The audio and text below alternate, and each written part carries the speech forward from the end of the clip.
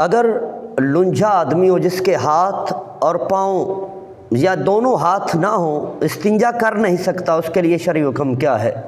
تو یہ بات ذہن نشین کر لیں۔ لنجا آدمی اگر اس کی بیوی ہے، صاحب زوجہ ہے، بیوی رکھتا ہے، تو وہ اس کی بیوی اس کو استنجا کرائے گی، اور اگر اس کی بیوی نہیں ہے تو شرعاً اس کو استنجا معاف ہے، نہ بہن کرائے گی، نہ ماں، نہ بیٹی، نہ بھائی، نہ باپ، اس کو استنجا شرعاً معاف کیا گیا ہے، تو وہ استنجا نہیں کرے گا۔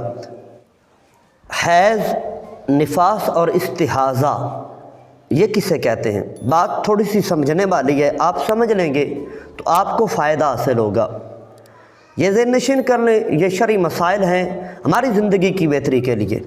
حیض وہ خون جو بالغہ عورت کا رحم ہر ماہ اس کو کم از کم 3 دن اور زیادہ سے زیادہ 10 دن بہر پھینکتا ہے، اور حیض کا خون یہ شمار ہوگا۔